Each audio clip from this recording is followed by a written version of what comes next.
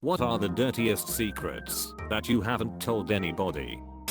Anonymous. This is my first answer on chorus, so bear with me. Let me introduce myself. I'm an 18Y/O Indian girl currently in Kota preparing for NEET 18. Like any other student, I too had come over here with high hopes and determination to focus only on my studies, but like any other student in Kota I got distracted too.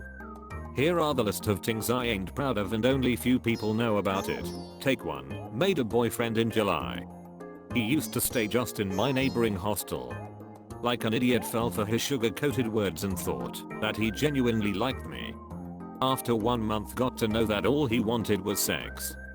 Meanwhile my parents had also started doubting that I've made a BF, so anyways broke up with him. Take 2. Became really good friends with a guy at my tuition. Did not have any feelings for him. Platonic friendship. But that was one-sided, I guess. One day he called me up and asked for some notes. Told me he has been really sick and could not attend the classes, so wanted to see my notes. I was cool with it. Felt a bit weird that why call me when he could have called any other guy, but then I did not dwell much on it and went to give him the notes. Now here's the catch. He told me we'll meet somewhere near his hostel, cause he was ill and couldn't travel much, but when I reached to that said place he told me that his hostel is like just 2 blocks away and he can't come down, so he asked me to come upstairs. Hesitating a bit I went along.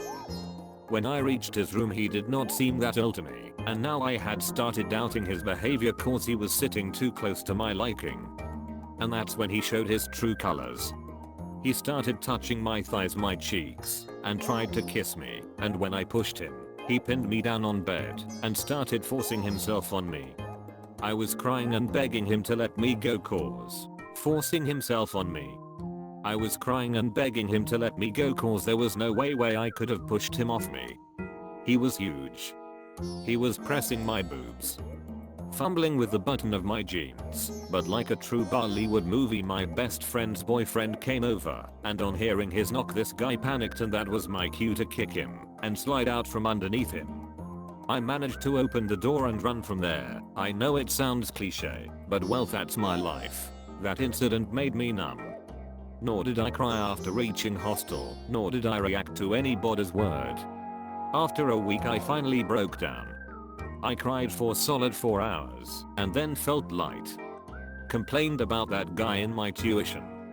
Got him suspended and felt better. Had thought that now no more guy problems in Kota, but guess what? Take 3. Take 3. The 5th of September, 2017. My friends and I were prank calling few people out of fun and flirting with them. One amongst them was a guy, let's call him X, living in my neighboring hostel whose room could be seen through my room's window. Soon after this prank call, X started calling daily and we used to talk every day for 5 to 6 hours. The 2nd of October, 2017.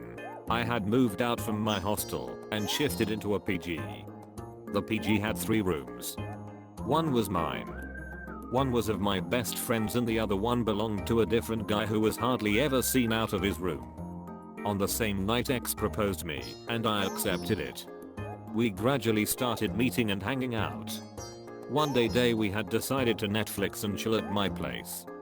Now all of you might have guessed that what happened next. Yes, we did get horny, and we did have sex. That was my first time. It felt good. Like too good. And because of this, he started coming 3 to 4 times a week. On weekdays he would stay over at my place and we would watch movies, cuddle, have sex and so on.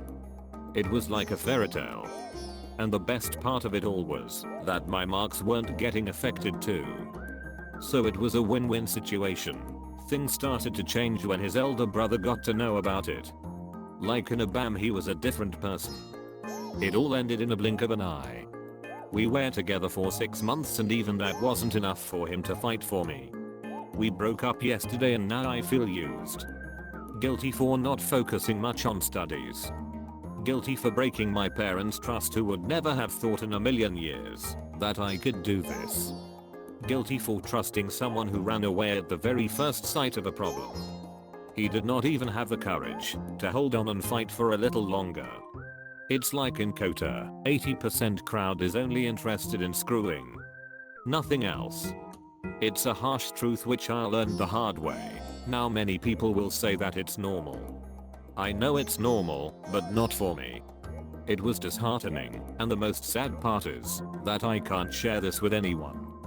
Because I feel ashamed to be judged that how could I lose my virginity so easily. Anyways, now it feels good to get it off my chest. I hope in future I'll be able to confide in someone and not be judged. Edit. I feel used because his behavior proves that he was with me only for sex. If he genuinely liked me, wouldn't he have the decency to at least give me a valid reason for breakup and not just disappear on me? It hurts to realize that the person you love doesn't give a beep about you. Anonymous. I'm 29 years old Indian man living in the city called New Delhi. 3 years back, I got married to my loved one girl, which is still my wife. We love each other blindly. Both of us do share our daily life stories. She uses Facebook frequently. She has more than 2k friends via Facebook. I'm also following her. Once, a guy sent her a friendship request. As usual, she accepted his request. On the same day she told me that new guy, let's call him Mr. Y, followed her. Mr. Y was also living in the same city. He was working in one of the leading telecommunication company. Mr. Y first initiated chit chat with my wife. From the day first, she got impressed the way he started talking to her. Time and again, I recognized that uses her FB Messenger frequently. On asking her, she used to say that she is chatting with Mr. Y. Slowly, this chat changed to phone calls. Every time, when I was in home or in office, working in Hindi newspaper, her phone was used to be busy. This phone conversation continued for a whole 1 month. Whenever we used to sit together, she always used to talk about Mr. Y. She was enjoying her relationship with Mr. Y and I personally didn't interfere in her personal life. One day, she told me that she wants to invite Mr. Y for the dinner and want to introduce each other. I have no objection for that. When he came to our home, she welcomed her by giving him a tight hug, which shows that both of them dated each other previously. He looked decent and humble guy. He was very friendly and held excellent communication skills. We had good time with each other. At the end, he gave me his visiting card.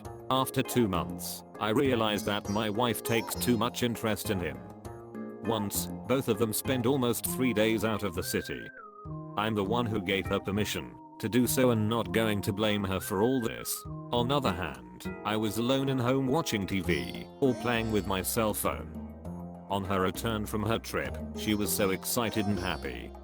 She thanks me for giving her permission. Actually, I love her so much. Thus, I never ever said no to her.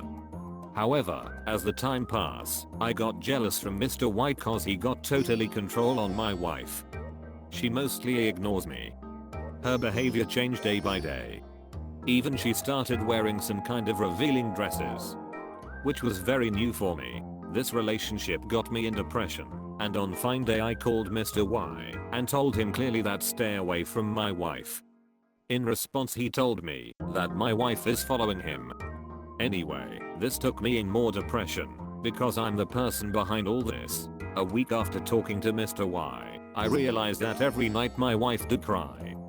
On asking the reason, she said that Mr. Y is not interested to talk her more.